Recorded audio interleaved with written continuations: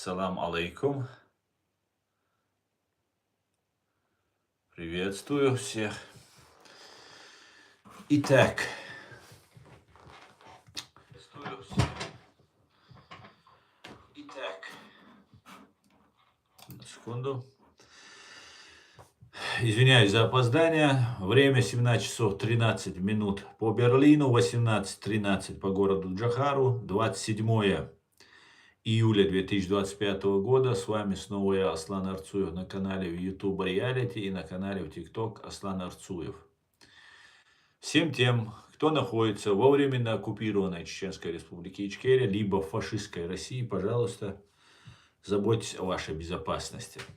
Не пишите комментарии и не распространяйте ссылку на наш стрим. Вы знаете, какая ситуация на России, поэтому берегите себя, друзья.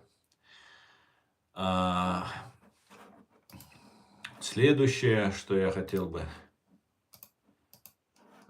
рассказать, как обычно, о потерях боевиков в Украине. За прошедшие сутки уничтожено 920 и ранено российских боевиков, 1 танк, 4 боевые бронированные машины уничтожены, 10 артиллерийских систем, 1 РСЗО, 199 БПЛА сбито, 11 крылатых ракет, 122 автомобильной техники и цистерн уничтожено. Итого приблизительная цифра ликвидированных и раненых российских боевиков достигла 1 миллиона 49 тысяч 250 бандитов. С чем я вас всех и поздравляю, друзья. Слава Украине, слава ЗСУ. Сегодняшний свой стрим я назвал «Чеченцы гибнут тысячами в Украине. Родным запрещено даже плакать по ним». Давайте об этом и многом другом поговорим. Недавно одновременно в Украине было убито 40-50 мобилизованных из временно оккупированной Чеченской Республики Ичкерия. В общей сложности утверждают некоторые, что тысячи уже погибло чеченцев в Украине. Их тела не забирают. Родственникам сообщают там сослуживцы, знакомые, товарищи, кто узнал о гибели. И родственникам, у нас, у чеченцев, есть традиция в случае траура в частных домах, ну и квартира, не закрывается дверь, открываются ворота. И вот таким вот образом, если ворота открыты, то там, скорее всего, какая-нибудь траурная церемония. Ну, если шумно, то это свадебная церемония, но если тихо, то это траурное мероприятие. И запрещено открывать ворота, запрещено высказывать соболезнования, как будто не погиб. Все должны делать вид, что человек не погиб. В случае, если кто-то нарушает это правило, открывает ворота, начинает там принимать соболезнования от родственников, там, знакомых, друзей, соседей, то следующий мужчина, член этой семьи, отправляется на войну против Украины, на войну в Украину. Чеченцы находятся в тяжелейшем положении в Чечне. Ситуация очень тяжелая. Чеченцы не верят никому, не доверяют никому. И находятся в таком депрессивном, безвыходном положении.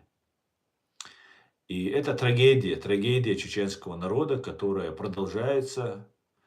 И нам рассказывали, что нужно не сопротивляться России, что Ахмад Кадыров принес мир в Чечню. Ахмад Кадыров против войны, хватит воевать, давайте жить, созидать. Русские нам позволяют молиться, позволяют исповедовать свою религию. не запрещает нам наши культурные, традиционные обряды.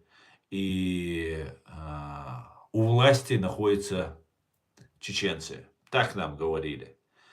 Но в итоге за все это время те люди, которые перешли на сторону России, убивали тех, кто был против оккупации нашей страны, и бессмертно обогащались.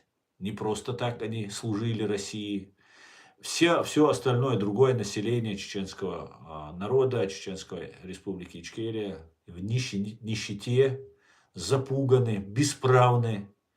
И эта ситуация только усугубляется. И после того, как им удалось установить контроль над Чеченской республикой, нас начали травить радиоактивными веществами, резкий всплеск онкологических, рост онкологических заболеваний, в огромном количестве умирают люди.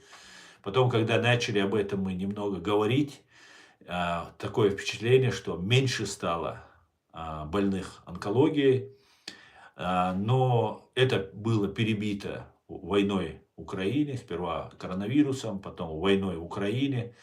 И все те слова, которые говорили Кадыров, его окружение, что нам нужно жить, созидать, не воевать, пришли к тому, что Кадыров, Рамзан уже, сын Ахмада, сказал, что русские и украинцы это братья, а мы, чеченцы, должны дать воспользоваться.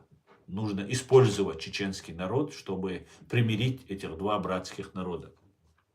Ну, потому что я вижу по украинцам, я там не думаю, что кто-то хочет примириться с братскими россиянами, но то, что чеченцев массово уничтожают, отправляют на войну, онкологию убивали, изгоняют, никаких прав у чеченцев нет, это мы вот сегодня наблюдаем. Это то, когда вы не оказываете сопротивления. Конечно же, они это говорили не для того, чтобы спасти чеченский народ, что нужно не воевать, нужно созидать. Но любому дураку понятно, что нужно созидать и не воевать. Разве мы выбирали эту войну? Разве мы напали на Россию? Разве Украина сейчас выбрала эту войну и напала на Россию? Нет. Все с точностью наоборот. Россия напала и на Ичкерию, и на Грузию, и на Сирию, и на Украину, и продолжает дальше убивать, убивать и убивать. И если мы покоряемся, сдаемся, отказываемся от своих законных прав, то есть сами решать свою судьбу, как это делают сотни народов на этой земле, 2 сотни народов, то вы попадаете в такую ситуацию, где вас в любой момент могут депортировать, то есть уничтожить под видом депортации, как это было в 44-м, 53-м, 6-х годах до 56-го. Ну и как сейчас это происходит под видом борьбы с нацистами, с фашистами и так далее, которые жили у себя где-то там в Украине, никуда не лезли, никого не трогали. Ну вот так получилось и происходит то, что происходит. Как-то так, друзья. Давайте перейдем к вашим вопросам.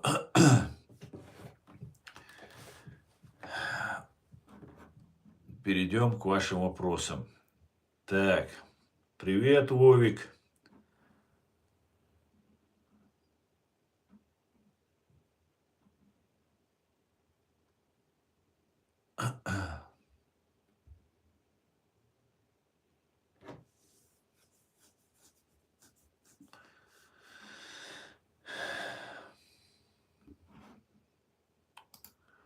Я смотрю, я у вас любимый блогер, да. Сразу мне всю эту агентуру засылает.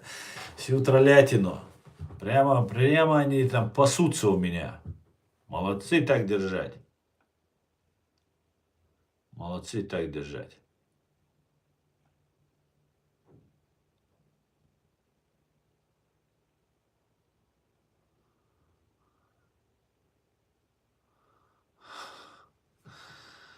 Весело, короче. После того, как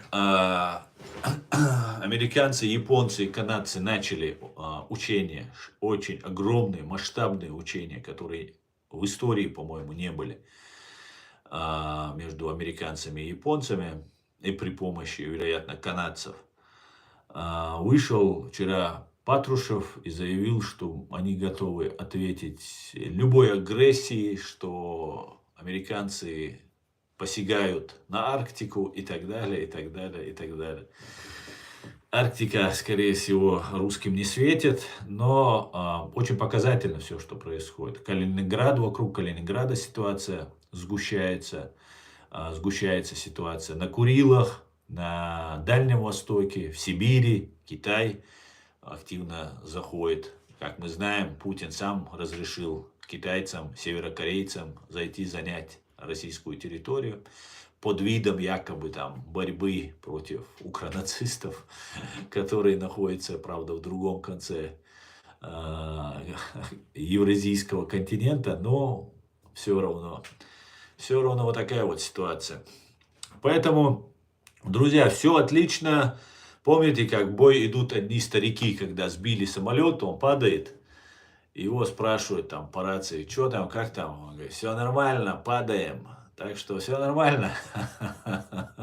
Падают, падают, падают, падают, падают листья. На-на-на, на-на-на, на-на-на. Вот такие вот дела, друзья. Вот такие вот дела. Так, что у нас по комментариям, друзья?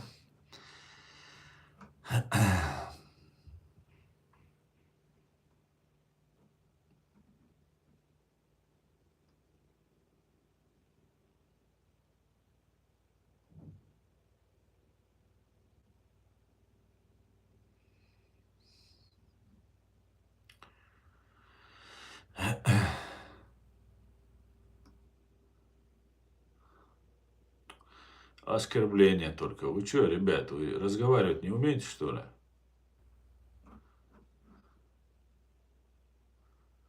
Спасибо всем, кто поддерживает Украину в этой неравной борьбе. Пожалуйста, пожалуйста. Слава Украине, друзья. Делаем одно дело. Боремся с беспримесным злом боремся. Понимаете? Абсолютно. И знаете, есть какие-нибудь войны и конфликты, где одна сторона немного права, другая чуть больше не права. И, как бы спорные моменты. Здесь мы имеем дело с абсолютной беспримесной, просто матерой фашистской империей. Понимаете? Очень опытной, коварной, циничной, подлой, жестокой фашистской империей. И у нас другого выбора нет. Другого выбора нет. Мы не потому, что это какие-то там экстремалы, нравятся нам какие-то острые ощущения. Нет, дело в том, что мы, наоборот, хотим мира, спокойствия, созидания, чтобы наши дети, внуки жили, развивались, были защищены, скажем так. Салам, Баку. Салам, дорогой. Салам. Как раз ситуация по Азербайджану тоже очень интересная в России развивается. Азербайджанцев сейчас сделали чеченцев конца 90-х, начала 2000-х. Идут репрессии, преследования. И мы видим просто истинное лицо фашистской России. Много азербайджанцев живет в России. Много сделали азербайджанцы для России, для Российской, Советской империи в свое время. Но все заслуги аннулируются, когда карлику в Кремле или ФСБ нужно начать свою конфронтацию. Сбивается попытка сбития Россией ФСБ азербайджанского лайнера, как мы помним. Слава богу, погибли не все, хоть, к сожалению, погибли люди. И убийство потом 2 братьев Сафаровых. И вот эта ситуация, она будет эскалироваться. эскалироваться. Азербайджан выбрал сторону света, выбрал сторону добра.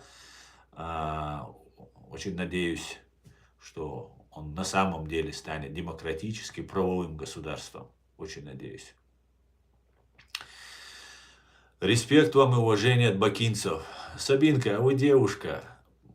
Респект бакинцам, с большим уважением к азербайджанскому народу. Большим уважением. Держитесь, держитесь. Мы должны все вместе бороться. Все вместе бороться. Все вместе. Только вместе сможем одолеть эту заразу.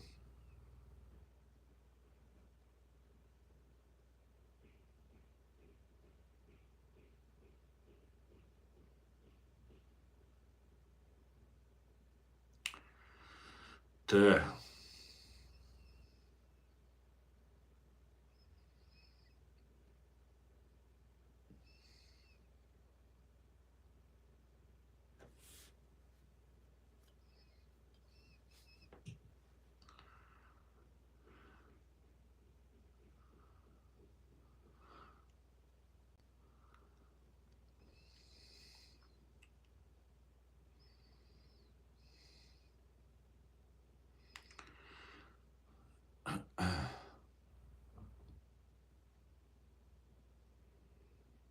Ну, я смотрю, здесь вся троллятина. За троллятину в России не сажают. А вот за комментарии нормальных людей на моем сайте у них могут возникнуть проблемы. Поэтому троллятина орудует. Спасибо, Сабинка, спасибо. Спасибо. Короче, у нас стрим идет на YouTube, чтобы знали, и в TikTok.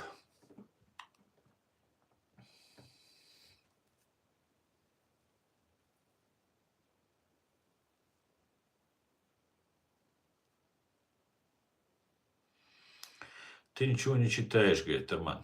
Ну, Тарман, ну задайте нормальный вопрос.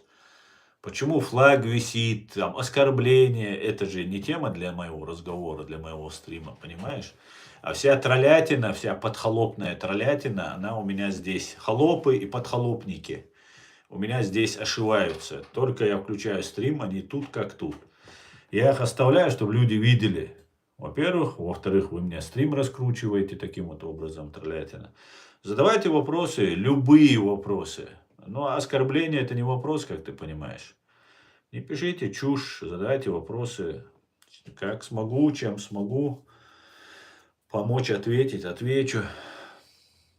Салам от азербайджанца из России. Салам, Эльвин, дорогой. Салам.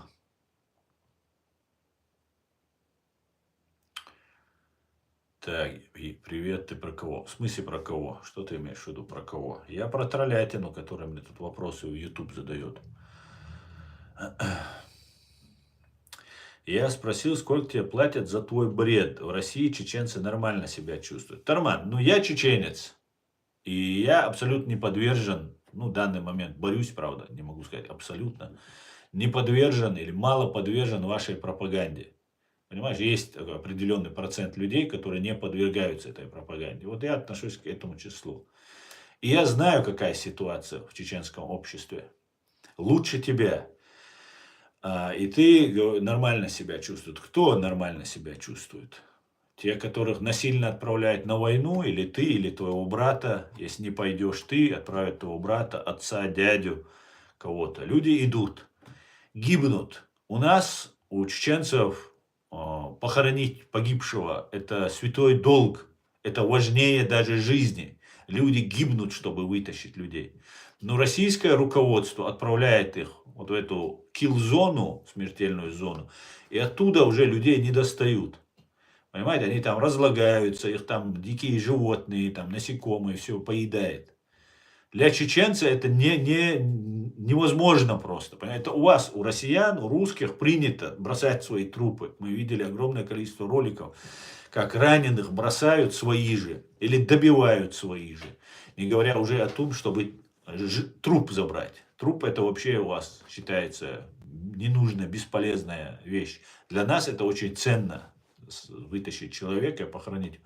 Так вот, этих людей не дают тысячи, не дают похоронить тысячи людей уже погибло. Родственники, соратники, сослуживцы, кто-то успел последний звонок сделать, кто-то рядом был, когда убивали, кто-то знает, что человек погиб. И он звонит, сообщает.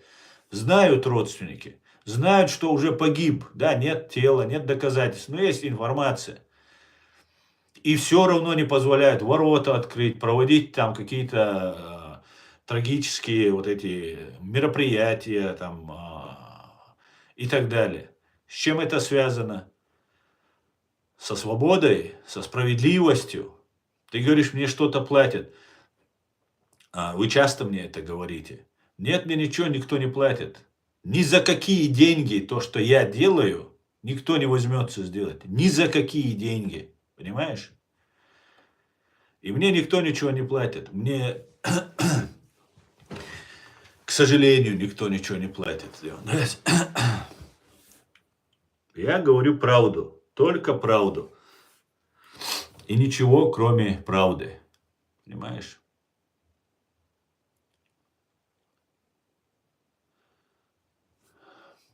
А с какой целью вы интересуетесь моей религией, Ева? С какой целью вы интересуетесь?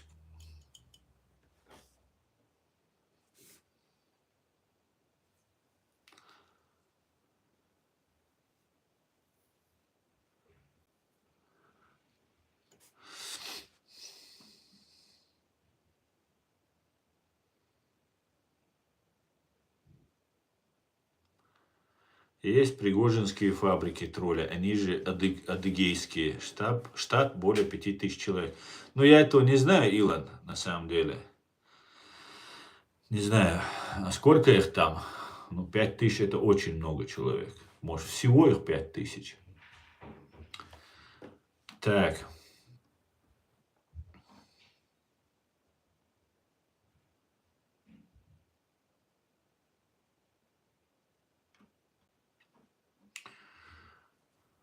Так.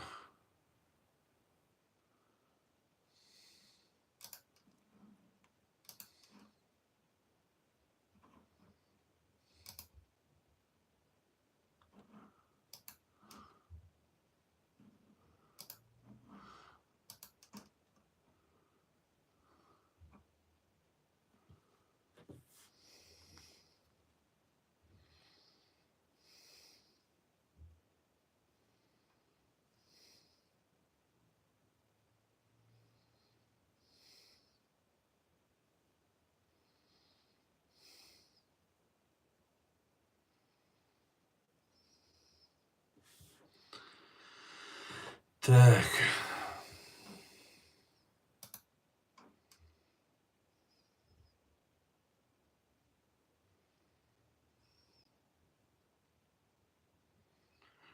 Не за что, Илон, не за что.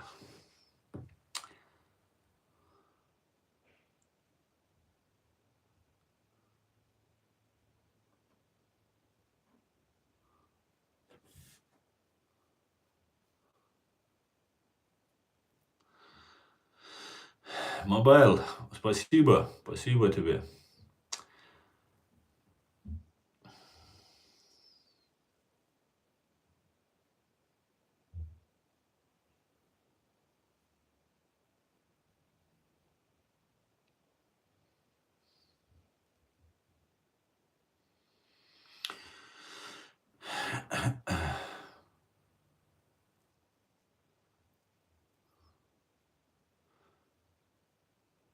Кроме чеченцев есть буряты, тувинцы и так далее. Да, совершенно верно. И они тоже в огромном количестве гибнут. Огромнейшем количестве.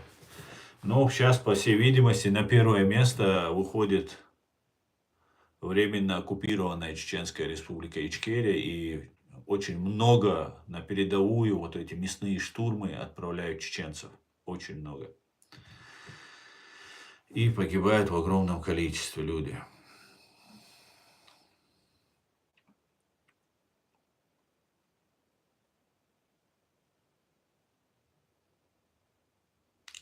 Даниэл Дантекс, привет с РФ. Чеченцы настолько настрадались, я считал вас плохими, но после того, как прочитал вашу историю, что вы пережили, ужаснулся.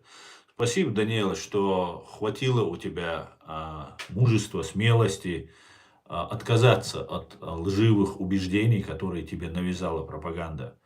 Да, это так.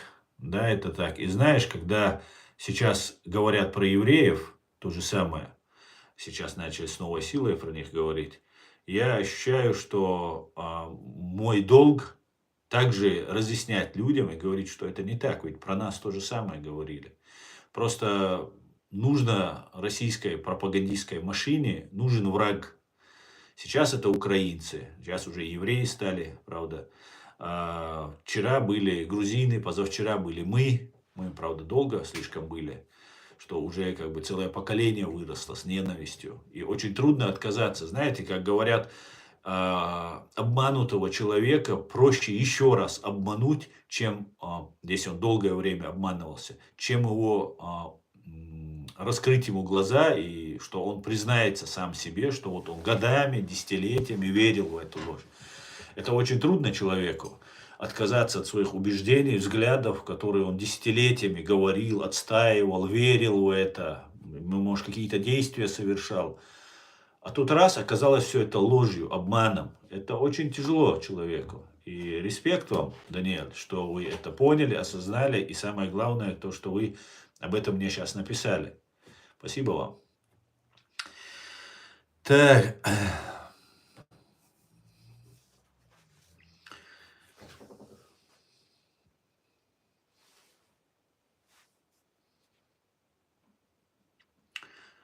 Чеченцы очень храбрые люди, но война никому не полезна, кроме торгашей.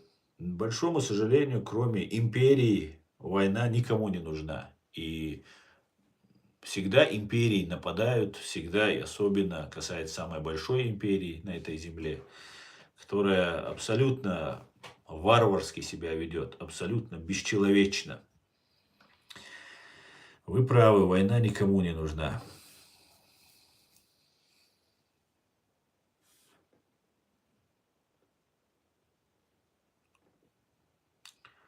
Приветствую, Василиса.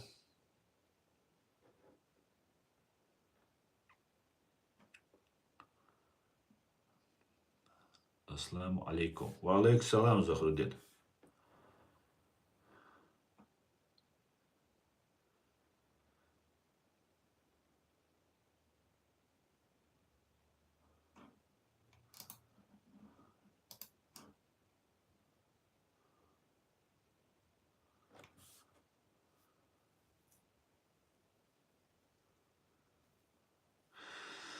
С оккупированных территорий Украины всех забирают на мясные штурмы. Об этом в открытую все говорят. Например, Губарев, посмотрите, или Ходаковский, или Гиркин. Да, совершенно верно. Первые они вроде пришли, вот насколько это лицемерно, насколько это цинично, обратите внимание. Первое, о чем они говорили, это спасают русских, которые там нацисты украинцы, бедных, мучают этих русских там и так далее. В итоге все первые, кого они бросили, просто собрали всех мужчин с улиц, просто кого только попадался под руку, и бросили первых их. Где это спасение русских? Разве так людей спасают? Так дали бы украинцам убивать, сколько там было? За 10 лет, по-моему, за 8 лет, или сколько, 8 лет бомбили Донбасс, или бомбили Бомбас. Там несколько сот, по-моему, если не меньше, погибших было. За первые недели просто тысячи уже было убитых. Так получается, кто тогда спасает русских? Дали бы тогда украинцам бомбить Бомбас еще 80 лет, и меньше погибло бы. Хотя это все ложь, это фейк, это территория Украины. Нету никакого донбасского народа, нету никакого луганского народа. Есть русские, которые проживают на украинской земле, которая зафиксирована той же Россией, признана эта территория. И их никто не ущемлял. В Крыму жили. Да, конечно, Украина выбрала свой свободный путь. И она русского агента Януковича свергла. А что ей делать? Зачем ей русский агент? Им нужно развиваться, им нужно идти в Европу, а не таеженный союз с Россией, которая никаких прав не дает. Ничего, абсолютно. Посмотрите на россиян. Посмотрите. в Украине нет демократии, Зеленский диктатор. Как только не понравилось, как только война идет, это очень ответственные люди. И все равно сразу же вышли и сказали: Зеленский, стоять, так нельзя, это наша страна. И Зеленский пошел на попятную. Где вы видели, чтобы хоть раз Путин, если вышло 100 тысяч человек, шел на попятную? Ни разу. Ни разу он не обращал, он за людей не считает. Ваша ФСБ, русские, ваша ФСБ вас за людей не считает. Да, у нее власть, у нее деньги, у нее сила, у нее опыт, история. Они могут, агентура везде. Но она вас за людей не считает, россияне, понимаете? Вас вообще не за, вы холопы для них. Война против Украины велась для того, чтобы вас, русских, россиян, сделать официальными холопами. Украинцы и русские, которые живут в Украине, граждане Украины, которые сражаются против вашей империи, борются за то, чтобы вы не стали тоже рабами у себя на России. Как вы этого не понимаете? Русская ФСБ уже стала дворянством, они уже себе титулы, уже 20-25 лет раздают титулы, если не больше, 30 лет. С момента развала Советского Союза. Советский Союз разваливали специально, потому что колхозная экономика России, Советского Союза, не могла конкурировать с западной, европейской, американской экономикой. 80% военно-промышленный комплекс, 80% бюджета уходило на вооружение. Понимаете? Самая сильная, мощная была армия. И ФСБ, КГБ тогда, оно посчитало, что эта военная армия, она для них, они не контролируют, как сейчас они контролируют армию тотально. В армии нет России. Это вооруженные силы ФСБ. Никакой вооруженных сил России нет. Вооруженные силы ФСБ. Понимаете? Весь генералитет, все повязаны на коррупции, на каких-то компроматах девочек, мальчиков, там всего остального. И деньги, деньги, деньги, деньги, деньги. И вот эта армия, вот эта вся вот эта система была настолько мощная, что КГБ посчитало, что нужно сдать эту армию, сдать эту страну с этой колхозной экономикой, абсолютно неконкурентоспособной, и перейти на рыночные отношения, на рыночную экономику. И они сдали Россию. Сдали. Сейчас говорят, Америка захватила, там, третье, десятое. Нет, не Америка захватила. Америка не хотела развала Советского Союза. Америке было очень удобно, Западу, на мой взгляд. Америке было очень удобно, что есть абсолютное, беспримесное, вонючее зло, которое абсолютно ничего не может. Ни в экономическом, ни в интеллектуальном, ни в военном смысле. Да, спецоперации, где-то убить, нагадить, там, что-то там взорвать, это они могли. Это все, чем они ограничены. И для Америки, для Запада это было раем. Все умные люди бежали в Америку. Все способные люди бежали на Запад, в Америку. И это было очень хорошо. Чем жить вот этот тоталитарный, абсолютно античеловечный режим на Советском Союзе, то лучше жить на Западе, в Америке. И когда Советский Союз разваливался, для американцев, для англичан это было новостью. Но так сложилось, раз события так разворачиваются, и сами КГБшники, обратите внимание, КГБшники это те самые, которые расстреляли семью царя вместе с царем. Все белогвардейское, дворянское вот это все движение. Изгнали огромное количество, репрессировали, сажали, на ГУЛАГи отправляли миллионы людей. Только потому, что идея коммунизма, построения советского большого там, коммунистического будущего, очень важно. У нас в собственности, это сейчас молодые этого не знают, в собственности у вас ничего не было, квартира была не ваша, дом был не ваш. Завода речи даже нет. Понимаете? Все принадлежало государству. Мы все, наши отцы, деды, мы все как рабы были. Крепостное право, крепостное рабство, считайте, не отменялось. Просто перешло в коммунистическое или в советское рабство.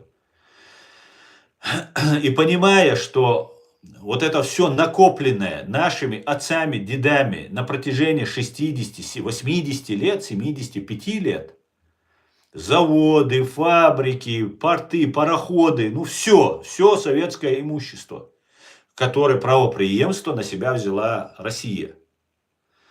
И вот они посчитали, те, кто убивал нас и миллионами репрессировал нас, отправлял в Сибирь, расстреливал, чтобы мы стали коммунистами, чтобы мы полюбили Советский Союз, социализм, коммунизм.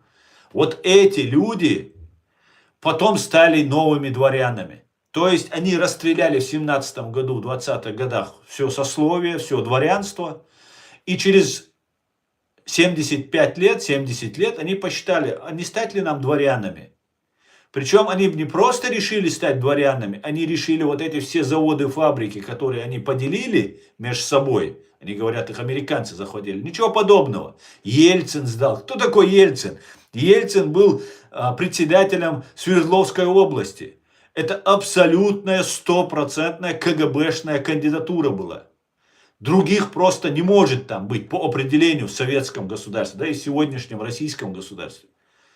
Понимаете? Ельцин управлялся 100% КГБ. Его, вот, он, говорят, алкоголик был, да, бухать он любил, по всей видимости, но его доводили до этого состояния, как Брежнева доводили, как его дочь Брежнева доводили до этого. Это абсолютные стандартные методы ФСБ, КГБ.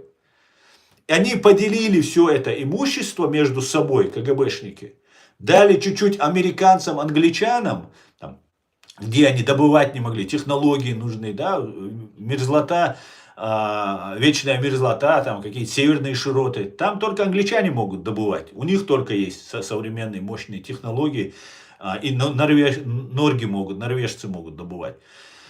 Дали англичанам, дали американцам, дали другим третьим, ну и вроде бы демократия, им все обустроили, их пустили в G7, G20, во все там, дали там за руку здоровались, за стол вместе с тобой сажали.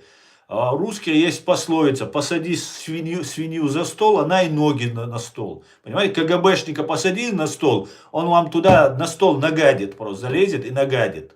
Пока вы, до тех пор, пока вы будете его терпеть, думая, что перед вами сидит джентльмен или сидит мужчина. Нет, это абсолютно безродые, без племени существа какие-то, орки, как правильно их называют в Украине. И вот они поделили между собой, и им нужно было вот эти миллиарды, которые они, убивая чеченский народ, отвлекая все российское общество на убийство, геноцид чеченского народа, они поделили этот Советский Союз, укрепились КГБшники, и вся власть, все деньги у них. Но нужно это как-то легализовать. На Западе, если ты какой-то генерал КГБ, у тебя не может быть миллиарда долларов, значит ты коррупционер. Понимаете? Не может офицер спецслужбы иметь миллиард долларов. Это просто невозможно. Понимаете? Значит, ваши деньги будут арестовываться, вас будут преследовать. Нужно легализовать это все.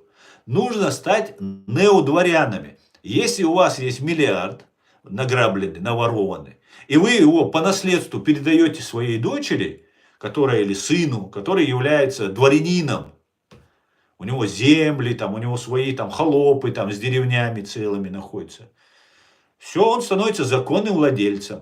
И на Западе его миллиард уже считается уже легальным. И России, КГБ, нужно было захватить Украину. Причем не КГБ, там, одному ФСБ точнее. КГБ Украины имеет прямое отношение к вторжению российской армии в Украину. КГБ Украины, ее агентура, которая в огромном количестве до сих пор находится в Украине. Огромном количестве. Понимаете? Правда, не на фронте. На фронте они так засветиться, медальку получить, чтобы потом в тылу ее хвастаться и пользоваться ее возможностями этой медальки. И те, кто сейчас выступает против российской агрессии, в том числе огромное количество русских или русскоговорящих украинцев, которые по-украински не очень, может, говорят. Но они выступают за свободу. И не только свою, граждан Украины. За вас, россияне, они выступают. Вас, холопами. Они хотели стать дворянами над вами, русские. Над украинцами. Украинское КГБ стало бы дворянством. Там какой-нибудь Арестович уже блистал бы, да, с каких-нибудь лакированных туфлях и в бабочке, короче говоря. Ему ему очень нравится такая жизнь, да? Но по сути это шариковые. Это шариковые. Это никакие не дворянства. Дворянство не становится, если ты украл у народа, у бедной бабушки, дедушки, завод, фабрику, миллиарды и разбогател на их пенсии, обокрал их. Разбогател. Не становится дворянином. Дворянин это внутреннее признание, это дух аристократический в первую очередь. Понимаете? И уже, конечно же, и наследственность. А если нет этого, то Шариков есть Шариков. Вот за что борется настоящая эта правда. И все в этом мире, зная, что Россия угроза, зная, что и после падения Украины пойдут на Европу, потому что, как сейчас чеченцев мобилизуют, точно так же украинцев будут мобилизовать. Кто-то сейчас про ТЦК тут переживает.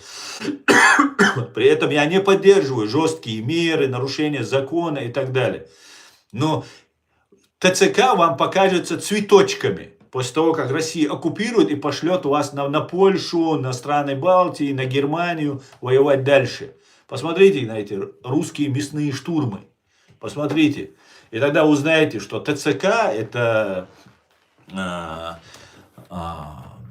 правозащитная организация по сравнению, что грозит. И тут на Западе не были до конца готовы, я так полагаю, к этой ситуации. То есть здесь жили, деньги были, все были. И тут, когда Украина реально начала сопротивляться, реально начала мочь выстоять, да, сумела она, доказала всему миру, что она может, и 3 дня давали. Поняли, что нужно не договариваться с Россией, а помогать Украине. И каждый хочет извлечь свою выгоду, минимально пострадать в этом. А украинцам деваться и так некуда. Враг пришел, нужно драться, либо капитулировать, там выбор небольшой.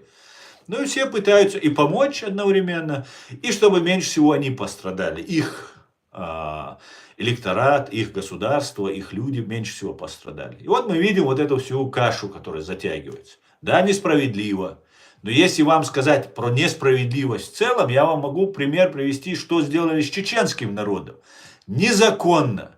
Абсолютно незаконно Россия вписала в свою конституцию, Россия, государство которого вообще не существовало, так называемая Российская Федерация, ее не существовало, Советский Союз развалился, Чеченская Республика, чеченский народ являлись участниками этого процесса и не частью фашистской России, которая не существовала.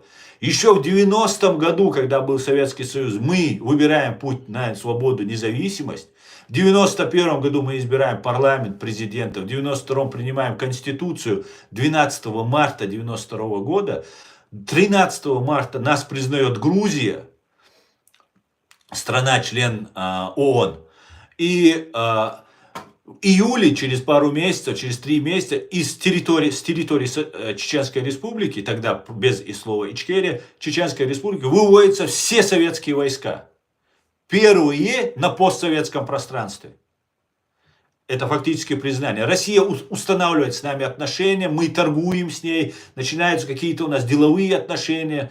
Все вроде бы как. Жириновский приезжает, тогда это не такой одиозный был, молодой Жириновский приезжает, другие депутаты приезжают, мы их принимаем, Дудаев за столом, они отмечают День независимости Ичкерии, общаются и так далее. Ичкерия, она становится в 1994 году, когда через 1,5 года после принятия Чеченской Конституции, то есть 12 марта 1992 года, в декабре 12 декабря 1993 года Россия принимает свою конституцию.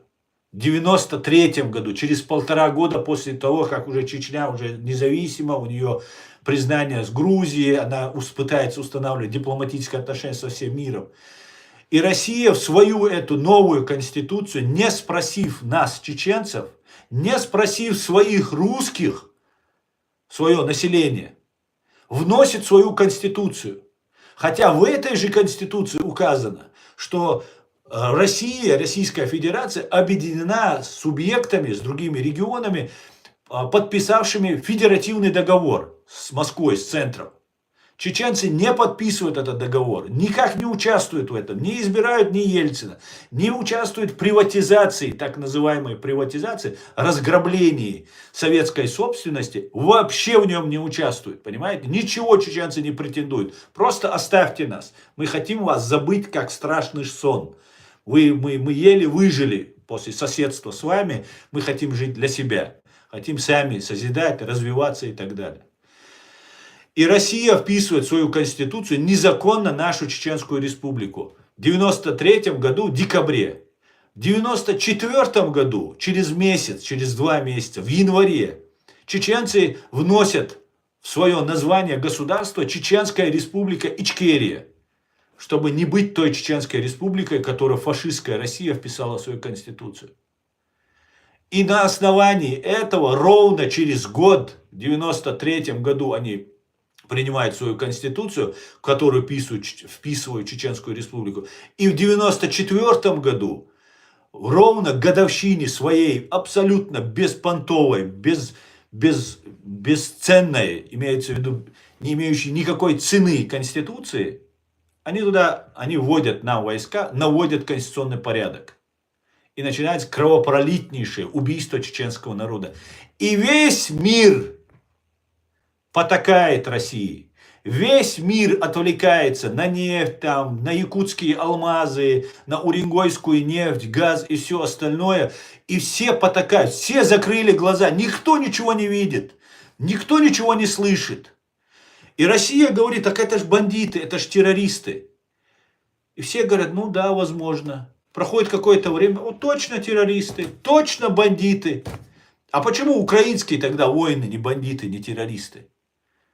Почему грузинские воины не бандиты, не террористы? А почему чеченцы стали? Вот так произошло. Если вы хотите знать, насколько бывает вопиющая несправедливость, украинцы. Вам помогают, радуйтесь. Благодарите Бога, что вам помогают. Могли бы вас объявить террористами, нацистами, фашистами и помогать вас уничтожать. Весь этот мир, как весь этот мир, в том числе Украина, делала все с чеченцами. Да, в Украине были здоровые силы, которые вот сейчас несут эту всю тяжесть, бремя этой войны на себе. И эти здоровые силы помогали нам, это правда. Наших бойцов там лечили, наших бойцов там прятали. Много что было хорошего со стороны Украины. Честь и хвала всем, кто нам помогал. Но были и официальная линия. Ну, официально не могла быть, потому что Януковичи, там какие-нибудь другие, кто там еще раньше был. Это все были, не все, конечно, но некоторые были абсолютно пророссийские. А когда Янукович сбежал, начальник России, когда Янукович сбежал, начальник СБУ, министр обороны, министр внутренних дел, и вот эта вся вот эта кодла-банда оказалась российской агентурой. Представьте себе, а сколько личинок они там оставили, сколько у них там агентуры, возможностей связи и так далее. Вот такая вот история, друзья. Мы должны это все помнить и знать, с чем мы имеем дело. В этом мире каждый отстаивает свои интересы. Но мы сейчас, люди, оккупированные фашистской имперской Россией, должны понимать, что мы объединены одной целью.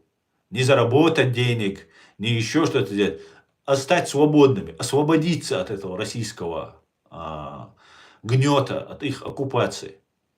Да, кто-то деньги зарабатывает, кто-то себе там карьеру делает, кто-то в Европе какие-то свои там военные заводы налаживает. Все как всегда, как на войне бывает. Кто-то воюет, кто-то извлекает выгоду. Но наша задача, нужно понимать, что мы, люди, порабощенные, оккупированные фашистской Россией, должны понимать четко цели и задачи, которые мы ставим перед собой. Если мы этого не будем ставить, мы никогда не достигнем успеха. Никогда, даже немножко. Что сделали с чеченцами? Национально-освободительное движение демократической, правовой Чеченской республики Ичкерия, где, как вы все помните, Джохар Дудаев был интеллектуал, отличный просто, благороднейших качеств человек, с русской женой, кстати говоря, это так, про русофобию, если говорить, то эти люди фактически заложили фундамент для того, чтобы мы могли дальше продолжить, это советский генерал, он прекрасно знал, что такое Россия, продолжить развитие наших народов в правильном русле. И для того, чтобы нас победить, русские при помощи своих братьев-мусульман, Хамас, например, да, братья-мусульмане, расшифровываются как Хамас, террористическая организация. Через них мы, наивные чеченцы, думали, что братья-мусульмане нам помогают, поставляли лекарства, разные бинты, аптечки, ну там разные, что там бывает в аптеках продается. И по всей республике были ларьки, ну и не только их, но и других тоже. И вот через эти аптечные ларьки продавались вот эти все лекарства, которые нам, братья-мусульмане, якобы присылали как гуманитарную помощь. Денег нельзя было присылать, потому что там опасно, террористы, там все такое. И вот эти братья-мусульмане таким вот образом помогали нам, присылали вот эти лекарства. Только эти лекарства не в больнице и в аптеке отдавались, людям раздавались бесплатно, а продавались. Продавались они своими же агентами вот этого Хамас, которые вооружались. Чеченские бойцы, обычные бойцы, демократы, скажем так, за свою Ичкерию борющиеся, у них не было ни денег, ни одежды, ни обмундирования, ни провизии, ничего. А вот так называемые вот эти братья-мусульмане, у них все было. И они ничего не давали чеченцам. Они говорили, вы не мусульмане, вы кафиры. Представьте себе, вот до чего дошло. Таким вот образом, через свою агентуру они раздробили чеченский народ. И для всего мира нас представили какими-то исламистами-радикалами. Хотя мы мусульмане, демократы и построили свое демократическое правовое государство. Независимое, суверенное правовое государство. Вот таким вот образом мы пришли к тому, к чему мы пришли. И подмена, чуть-чуть нужно вектор от национально-освободительного движения, это борьба, в том числе военные действия, международное право на законных основаниях обязывает или разрешает вооруженную борьбу вести против интервентов и оккупантов. Это международное право говорит. Обязан просто каждый народ защищать свою страну. Но есть террористы, исламисты, и в мире был тренд, что джихад, там вот эти арабские, там разные террористические, чаще всего связанные с Россией и Ираном, террористические и с Пакистаном организации, начали что-то там мутить. И нас, благодаря вот этой схеме, пристегнули. Весь мир сделал вид, все журналисты сделали вид, что резко чеченцы стали строителями какого-то джихада.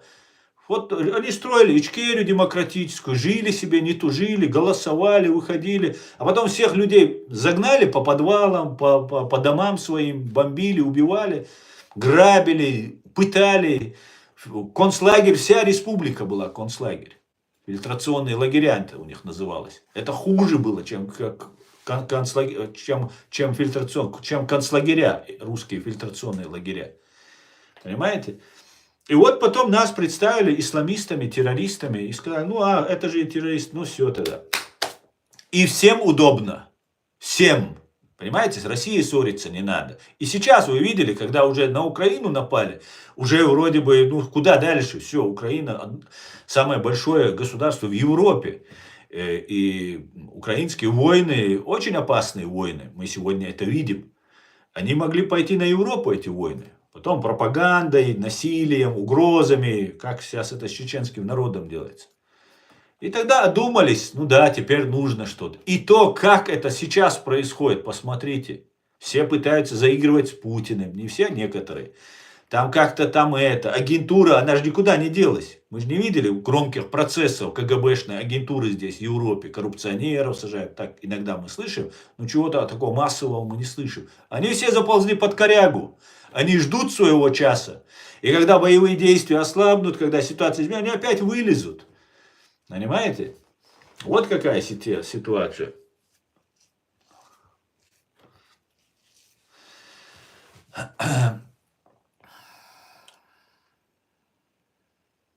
Так, здесь вот эта КГБшная вся пропаганда, там, ислам пришел, русские разбомбили, русские убили. У одних евреи виноваты, у других мусульмане виноваты.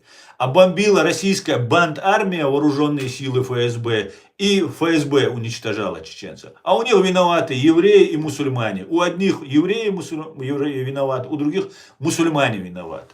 Какие же вы э, тролли, скажем так. Спасибо, Цахал Сила. Цахал Сила, у тебя ник мощный.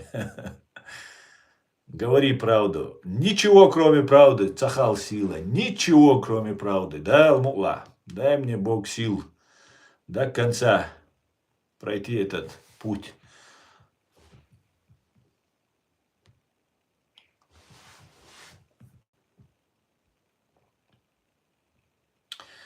Свободу Ичкерию. Амин, амин, спасибо. Астан, ты мусульманин. Вот почему вы каждый раз заходите и спрашиваете, я мусульманин или не мусульманин? Вот с какой целью? Вот ники, анонимные ники заходят и мою религию спрашивают. Хотя я миллион раз об этом говорил. Просто зачем вы это спрашиваете? Объясните мне.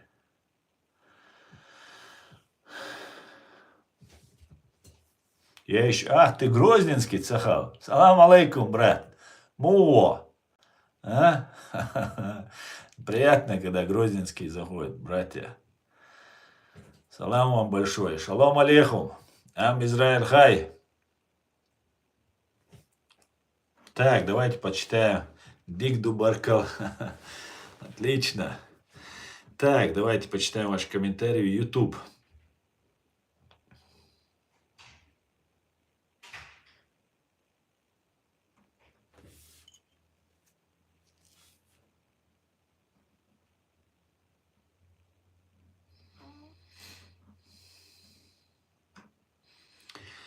Героям слава, Руслан. Слава Джахару Дудаеву. Героям слава.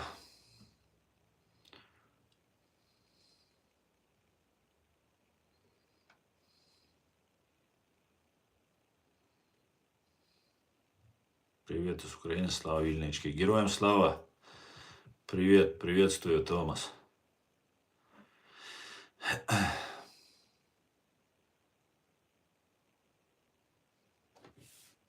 А хоть что-то Россия сделала хорошего для Чечни? Ну, а что ты имеешь в виду? Для Чечни, что для Чечни? Для конкретного чеченца, для Кадырова, там, для Демильханова, да, там, денег дала ему своровать из бюджета. Для чеченцев ничего хорошего не сделала.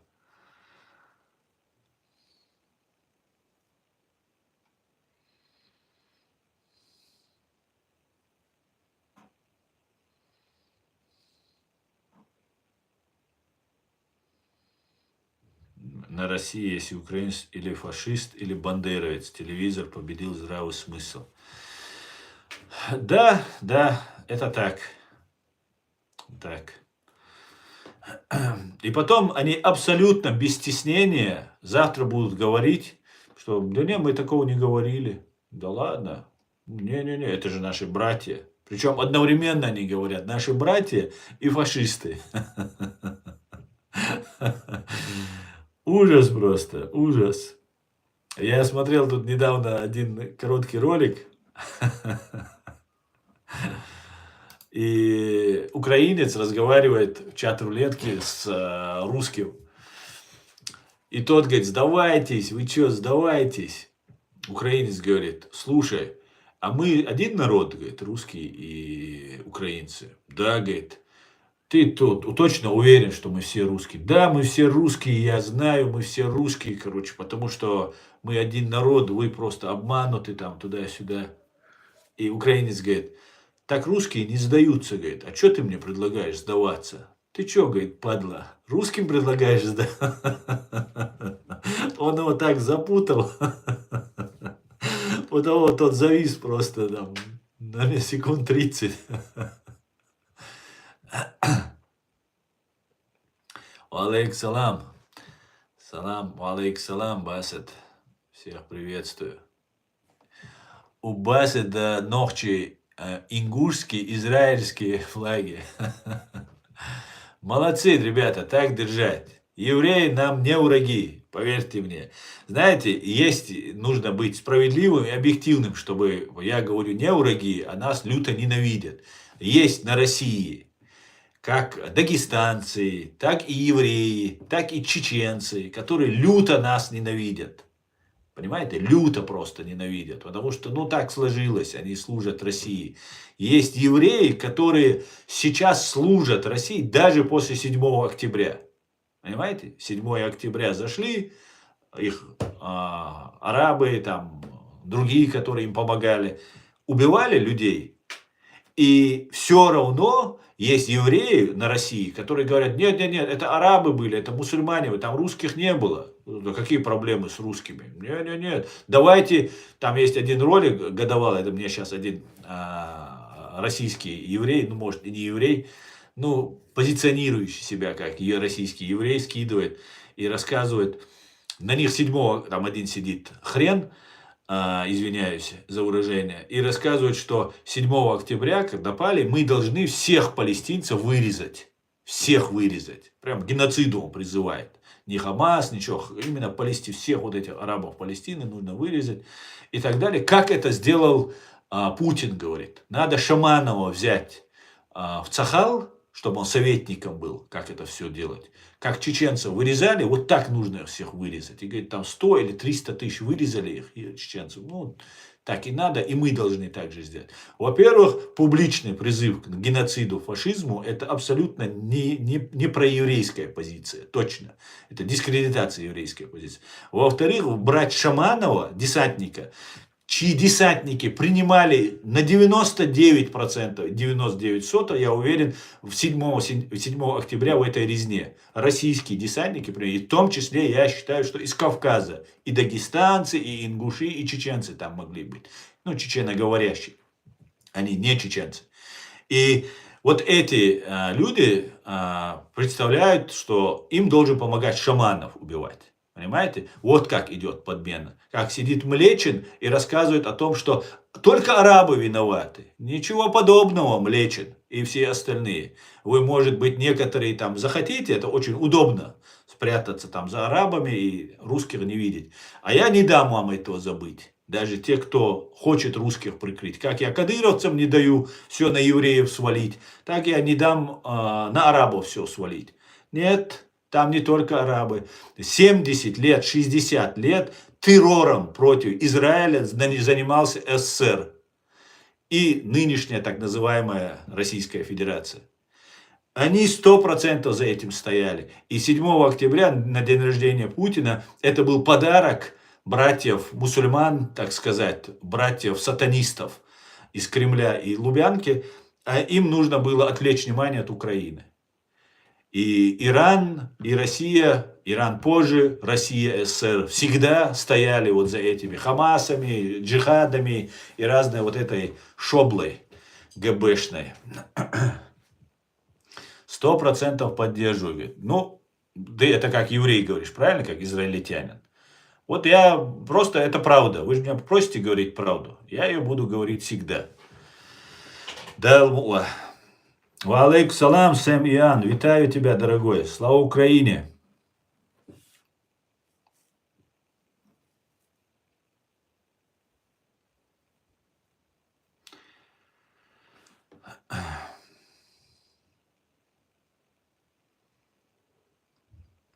Не евреи Соловьевы. Эду, витаю тебя. Шалом алейхум, брат. Да, но это манкурты, это кадыровцы, Соловьевы, правильно ты говоришь. Это в каждом народе это есть. Я, конечно, не одобряю, когда, например, идет геноцид любого народа. Когда это чеченцы, это лично просто ты это переживаешь, и хочется, чтобы хоть кто-то тебе помог. Но даже если тебе не помогают, но я это могу понять. Не то, что принять. Ну, понять это, да, им не хочется самим пострадать. Зачем страдать за чеченцев, которые, ну, не могут победить такую большую страну? Ну, ладно, лучше там как-то не оправдываю. Ну, эта позиция как-то еще имеет место на существование. Но когда уничтожают уже твой народ, причем абсолютно беспричинно, понимаете, беспричинно, пришли сейчас говорят там в секторе Газа, там права нарушают. Я абсолютно против нарушения прав человека, против нарушения правил и обычаев ведения войны. Кто бы это ни делал, Израиль это, американцы это делают, чеченцы, мне без разницы. Но я представляю, что было бы с Израилем и евреями, если бы ситуация обстояла бы ровно наоборот. Просто я это представляю, как это было бы. Понимаете? Это был бы геноцид самый страшный. Потому что методы у арабов и у русских почему-то какие-то одинаковые. Я читал одну статью одного цахаловца, одного офицера. Может офицера, может солдат, но, по-моему, по всей видимости, офицера. Цахал, который рассказывал, ну там много он чего рассказывает, как война идет, как там, ну, разные там вещи он говорит.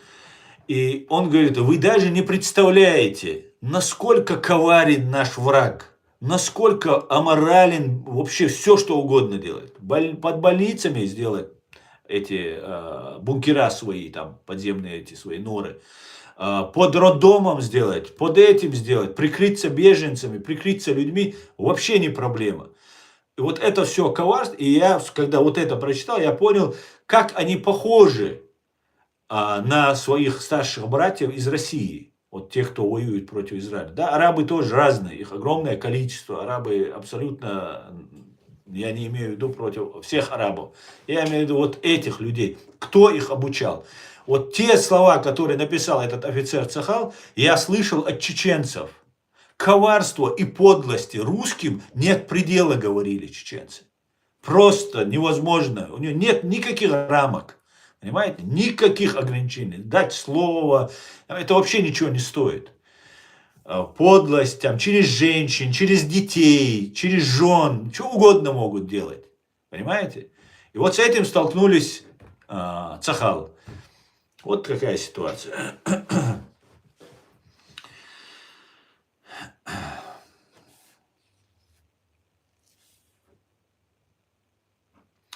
Правильные слова говоришь, братан. Мы, грузины, считаем вас родственными, несмотря на религию, и надо держаться вместе, Кавказ сила. Абсолютно так. Камаджоба Генацвали. Абсолютно так, брат. Абсолютно.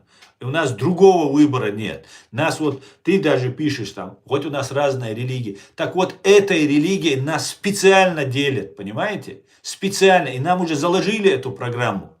Мы каждый должны подчеркнуть, а ты мусульман, значит ты это, ты иудей, значит ты такой, ты христианин, значит, нет. Нет, есть зло, абсолютное беспримесное зло. И мы должны свою, а нам с грузинами деваться не, у нас и евреев деваться нам некуда. У нас на Кавказе они живут. С грузинами это наши, вообще, это наши братья. Нам деваться некуда. Там наши чеченцы живут. И это реально и по культуре, и по понятиям очень схожи. И нас делят религии. Не надо нас делить религии. Не надо. Каждый ложится в одну могилу, и каждый отвечает, если верит в Бога или не верит, один сам. Всех нас вокруг него не будет. Понимаете? Какую он религию исповедовал, как он грешил, неважно. Не нарушает уголовный кодекс. Все, с ним можно существовать. А какие у него взгляды, как он молится, или вообще он не молится, это сугубо его личное дело. Вот как мы этому должны относиться. Понимаете?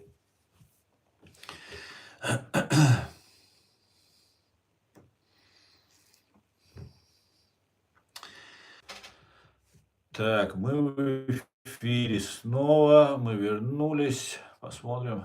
Скажите, сейчас видно меня? Вот, сейчас появились. Тысячи. Так, все, появились мы, вроде бы что-то выпрямилось. Ну, такая вот фигня получается. Атакуют время от времени нас. Ну, слабенькие хакеры, слабенькие. Не справляетесь. За что вам вообще деньги платят? Да, сейчас уже появилась, Бергман. Спасибо большое.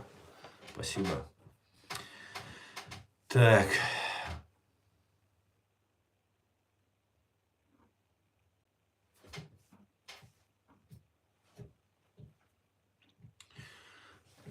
Максим Ефремов говорит, правда? Я думал, они только на 3-4 линии с комендатурой борются. Ну, Максим, это ты, конечно же, говоришь о ваших опричниках вашего Путина, людей, которые ходят там, как этот батальон Ахмад, или как у них он там называется, и так далее. Они, да, они там находятся на 3-й, на 4-й, выполняют полицейские функции и там контроль, как и НКВДшники, другие НКВДшники, там русских тоже полно. Ну а простых чеченцев, которые забирают, их всех отправляют в самое пекло, бросают и тела не возвращают. Обещают денег, там то все, но чтобы денег не отдавать, им просто не возвращают. Ну и вот такая вот ситуация. Попробовали взять денег у России за убийство украинцев. Вот, получите такую благодарность. Ни денег, ни своего человека, ни его трупа. Вот что приходит. Да, модератор мой, бань вот этих антисемитов, вот эту всю шушеру ГБшную, которая сюда заходит и пишет, только вот по этому поводу я их тут вижу. Больше их тут нет, их не существует. Это все ментовские и КГБшные тролли. Бань их сразу, без разговора. Но особо не лютуй тоже. Особо не так сильно лютуй. Ассаламу алейкум, ва алейкум ассалам. Когда вы уходите в эфир? Я ухожу почти каждый день в 17 часов по Берлину, 18 по городу Джохару. Ну, по-разному бывает. Так, как с работой справляюсь, так сразу ухожу. И убитого вытаскивают, когда фронт отступит. Да, правда, фронт не отступает. Вот в чем беда, понимаешь? Чтобы вам 20 километров, там, килл-зона до 20 километров там бывает. Вот эту зону, чтобы вам освободить, вам нужно там полгода. За полгода там от трупа уже ничего не остается. Вообще-то. А так, украинцы много раз предлагали перемирие делать, трупы вытаскивать. Но вы же не вытаскиваете их, понимаете? И я поверил бы вашей пропаганде, что это украинцам не надо, а вам нужно. А вы своих солдат не бросаете, ни раненых, ни убитых. И так далее. Просто я в Чечне видел это все своими глазами.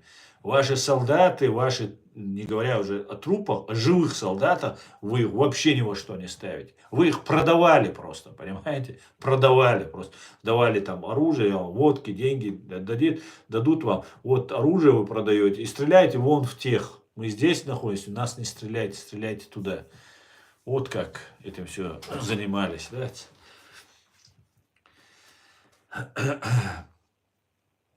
Эта война изменит нас всех. Должна уже изменить давно.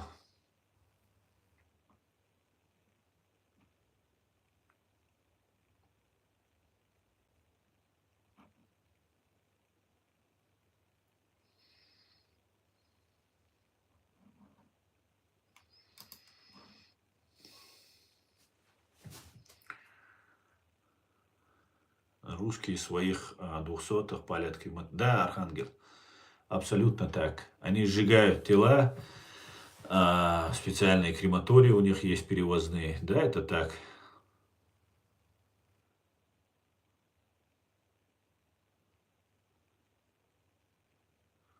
Это так, к большому сожалению.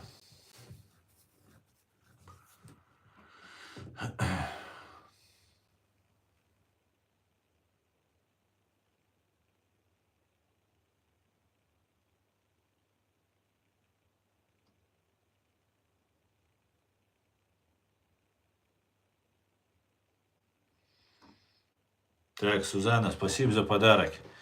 Я тут отвлекся. Спасибо большое. Почти везде, к сожалению, так или так, как все правящие элиты, наши, ваши, не те, они представляют свой народ. Знаете, GT, это такая распространенная практика, когда, например, Россия нападает на кого-то, то, да, конечно, Россия не права, но ведь и украинцы тоже не правы.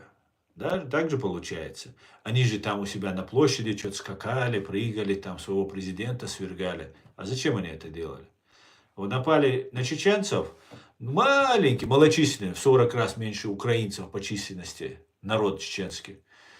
Он виноват. А почему он не виноват-то? Не может же русские виноваты быть. Ну, 100% русские же не могут быть. ФСБ 100% виноватым не может быть. 1%, 2, 10%, 30% чеченцы виноваты. Почему виноваты? Так, а же что? А что американцы, помните как в ролике? Американцев любишь? Нет, бомбу на них скинут. А за что? А что они нас? Вот и все. Вот а что они? Смотрят эти чечены на нас. Надо им дать по морде, короче. Вот так у вас всегда бывает. И когда вы виноваты, вместо того, чтобы признать свою вину, находясь на чужой территории, никто же не оспаривает, что война была и идет на территории Украины. Началась она, идет, причем не в 22 году, а в 2014 году. С отжатия Крыма, там, части Луганска, Донецка. И несмотря на это, ну да, там все правящие виноваты. Да, конечно, виноваты правящие. А мы что, не знаем, что ли? Так мы сами разберемся со своими правящими, понимаете? Со своими президентами. Украинцы уже которого там скидывают. Кто, кого насильно, кого по закону, как срок истекает. А сколько у вас произошло? КГБшник Ельцин был, которого полностью вот так обложили, как сейчас Рамзана Кадырова. Видите, Кадырова довели до состояния Ельцина, Брежнева состояния. И когда у него там поджелудочно, его пичкают. Специально его пичкают. Также Ельцина спаивали, пичкали, держали, вели, передали своим ФСБшникам. Все, вот один ФСБшник сидит, поделили Россию и сидят там, отрасли поделили и сидят себе новые дворяне, строят великую Россию. Понимаете? Вы должны своих свергать, а мы сами со своими разберемся. Нравится вам? Не нравится? Терпите. Это наш. Зеленский это будет, Дудаева это будет, Идигова это будет. Нам без разницы нет. Мы сами разберемся. Не нравится? Мы сами решим. Понимаете? Нам не нужна ваша армия, чтобы вы нас всех убили. И посадили там какого-нибудь идиота с 3 классами образования. Нам это не нужно. Понимаете? Поэтому не нужно винить Украину в чем-то, что там элита виновата. Конечно, ваше КГБ в Украине там орудует. Конечно, там можно найти огромное количество вот этой всей мерзоты. Но это сугубо наша личность. Да, конечно, ваше КГБ, хорошо вы ее забрали их. Но если вы нам оставляете, наша юрисдикция, будь то Ичкерия, будь то Украина, мы сами разберемся. Плохие, мы хорошие. Не ваше собачье дело, какая у нас элита. Вы со своей элитой разберитесь. И вот этот трюк, когда говорят, все виноваты, все плохие, там Зеленский плохой, коррупция есть, ГБ есть, все это признается. Ваше какое собачье дело до этого? Вот вопрос. Понимаете? Нравится, не нравится, это наше дело. Понимаете? Вот в чем вопрос. Вы своих почистите. Вы своих выйдете на митинг, 1 миллион человек. Стойте и свергайте их. Погибнете. Вот 1 миллион человек, который сейчас уничтожен и ранен у вас в Украине, вышел бы этот 1 миллион на площадь мужчин. И погибли бы там же, на Красной площади, сражаясь против вот этого ФСБ и их вооруженных сил. Будущим поколениям заработали бы и денег, и благоденствие, и счастье, и все, да, свободу заработали бы. Просто свобода не нужна там, на самом деле, наверное, поэтому не борются. Лучше за рабство воевать. За то, чтобы быть холопами нового дворянства ФСБ, русские гибнут в Украине, сражаясь против украинцев. Русские и остальные, кто туда едет. Вот какая ситуация. Ва алейкум ассалам, пользователь, машволь.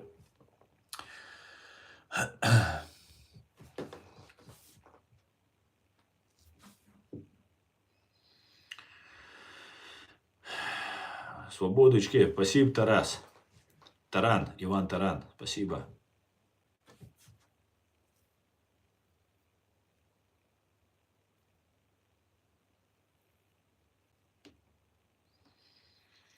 То у них все виноваты. Мы же братья, мы же нормальные ребята. Просто это все, это евреи. Я вам по секрету скажу, все евреи виноваты. Видите, Зеленского евреи сделали. Все это он войну начал. Причем с 2014 года он ее начал, понимаете? А русские ни при чем. ФСБ вообще ни при чем. Понимаете? ФСБ вообще, оно за мир. Оно сейчас тут, знаете, что происходит, ребята? Самое интересное. Здесь в Европе, особенно в Англии, в очереди стоят ФСБшники, сдаются. У них свои контакты, свои миллиарды. Они же миллиарды вывозили не втихаря. Они где-то оформляли, покупали. В Лондоне там тысячи просто вот этих всех олигархов, там, агентов ФСБ, действующих офицеров, бывших действующих офицеров, отставных. Огромное количество. В Америке такая же ситуация. У них здесь вот так завязки со всеми. Да, по закону все как положено.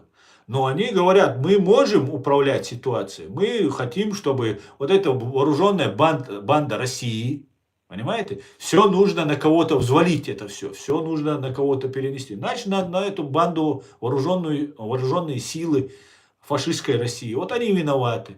У них же Генштаб всем заправляет. Вот Генштаб, а мы так посчитали, что нам угроза, там, 3-10, ну и вот провокация, там, напали, мы же не виноваты. Вот армия, вот берите, там, поименно вот этих, они уже сажают своих генералов, там, где-то размазывают, и все, и армию сдадут, а ФСБшники ни при чем. Вы увидите, так они вывернутся, так они всегда выворачиваются. Они изменят название ФСБ на новое, обычно они делают. Они меняли 6, по-моему, или 7 раз, меняли название в одном Советском Союзе своего КГБ, как обанкротившаяся фирма. Ну, кадры те же, методы те же, обучение то же самое, но меняют название, там, ВЧК, там, НКВД, сколько их там было, МГБ, как там они только не назывались, НКВД, КГБ, и вот сейчас ФСК, потом ФСБ, вот сейчас ФСБ. Поэтому вот такие вот у них методы. И они сейчас поменяют название ФСБ на другое, очень станут либеральными, очень демократичными.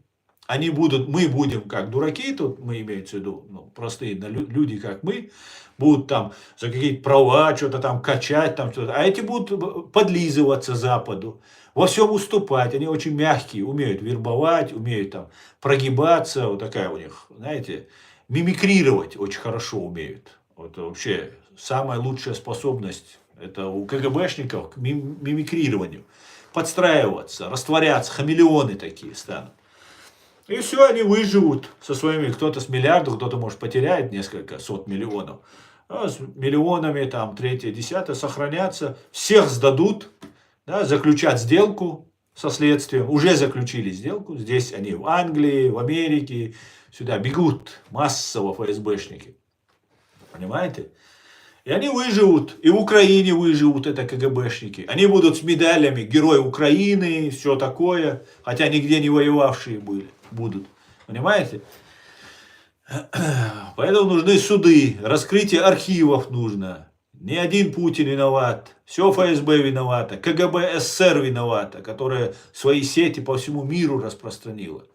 И только так можно победить это зло. Но пока я не вижу, что с этим злом конкретно борются. Борются то с Путиным, то с Кадыровым. Вообще смешно бороться с Кадыровым. Вот такие вот дела. Ну, посмотрим. Посмотрим.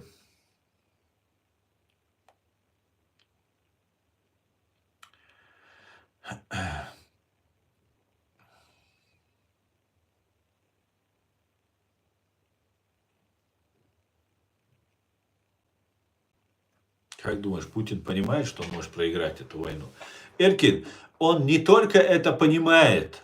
Его человек, Евгений Федоров, депутат Государственной Думы, каждый день его там показывают, там сидит, там рассказывает. Он уже 10-15 лет рассказывает, что Америка их оккупировала. Не они развалили Советский Союз, поделили советскую собственность между собой, там что-то дали американцам, чтобы их там особо не трогали. И вот они как бы стали новыми дворянами. А американцы их, оказывается, захватили. Интересно. Причем эти же лица говорят. Этот же Путин, который всю жизнь был и при КГБ, и вся эта КГБ сохранилась. И абсолютно бесстыдно. Ну, это КГБшники. Так вот, вот этот Евгений Федоров прямо говорит, мы никогда не победим в этой войне. Он говорит уже 3,5 года идет, полгода назад он сказал, 2,5 года назад было понятно, что мы не выиграем эту войну. Даже они поняли. И если бы они меня послушали бы, они 3,5 года назад это поняли бы. Но вот он говорит, что 2,5 года назад, полгода назад это было.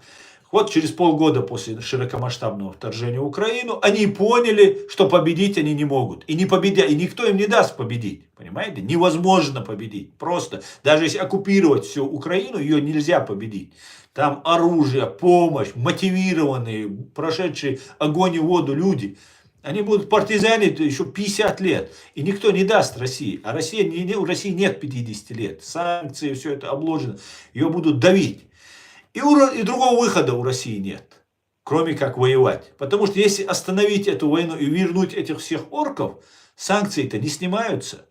Все проблемы-то никуда не деваются. И это все вооруженная вот эта банда, обученная, тоже прошедшая вот огонь и воду, она уже будет угроза для Кремля. Поэтому они дальше будут воевать. Они стачивают, они уничтожают вот это все, поддерживая свой режим. Сколько вот 1000 человек в день убитыми и ранеными. И вот это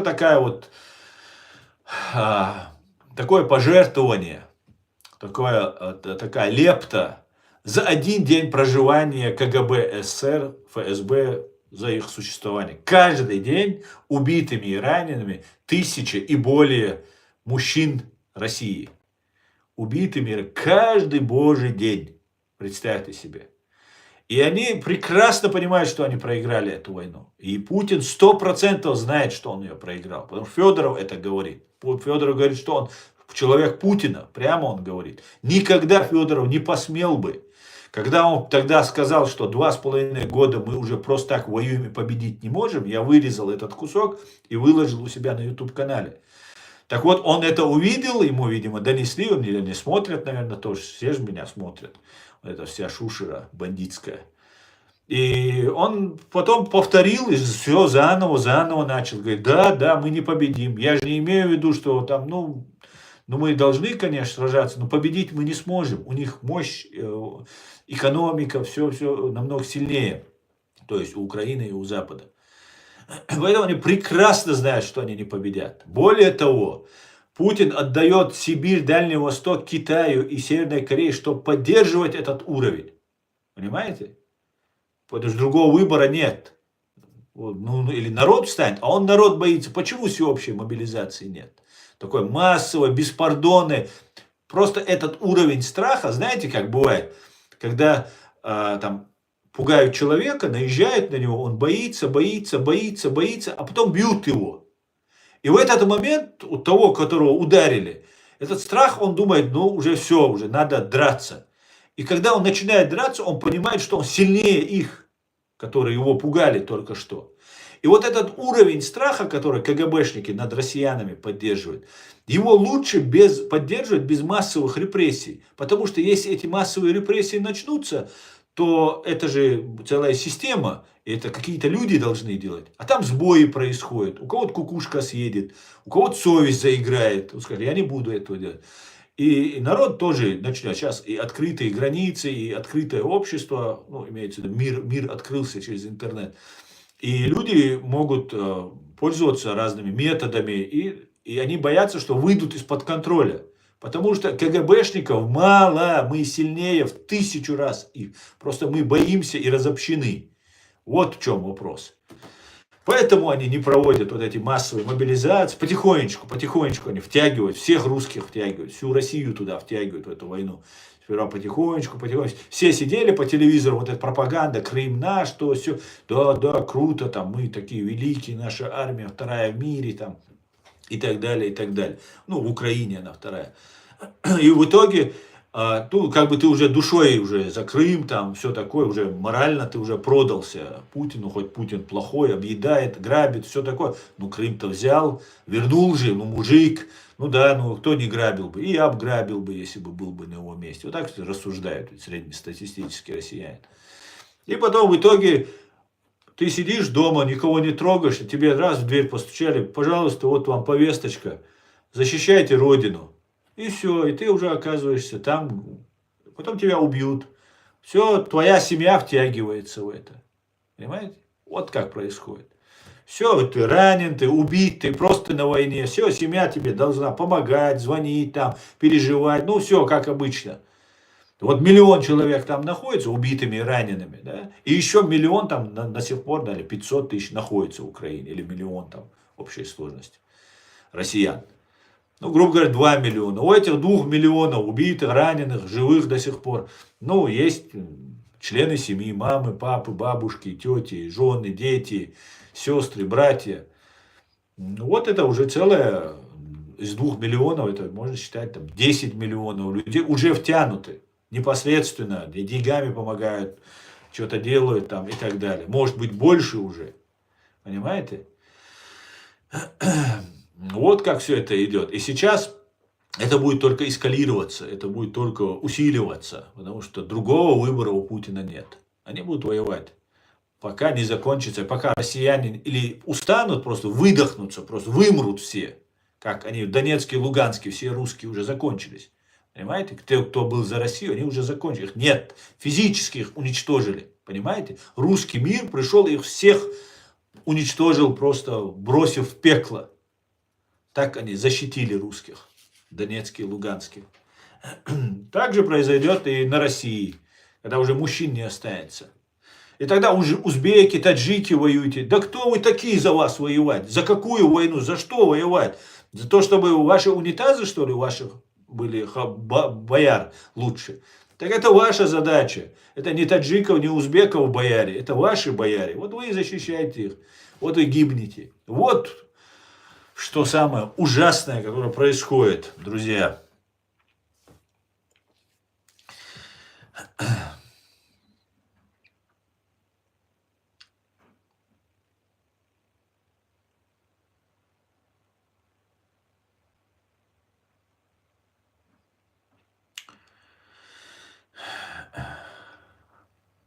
Так, друзья, я перемотаю.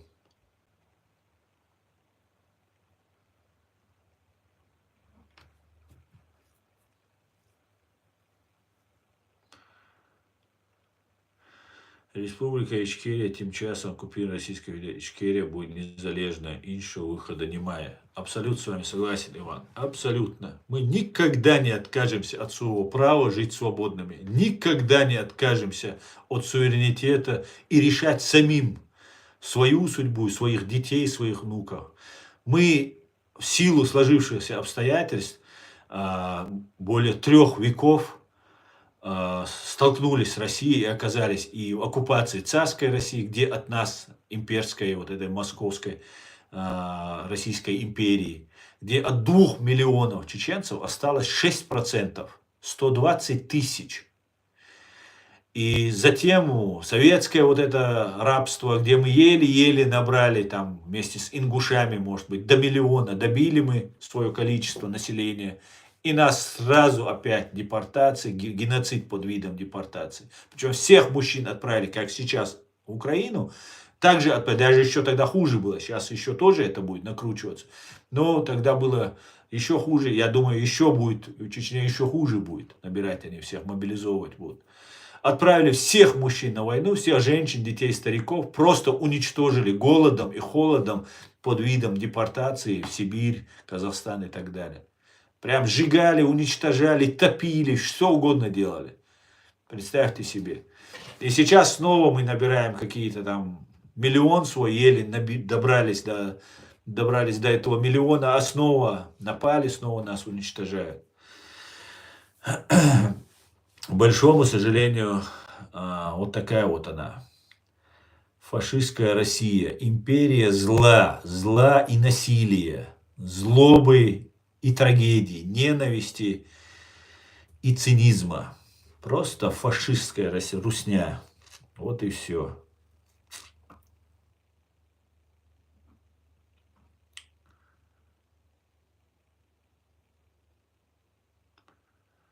Амаджоба, брат, чеченский. Пусть Кавказ будет свободным, и Карфаген должен быть разрушен. Амин, вахо, амин. Кагимаджос, брат, кагимаджос.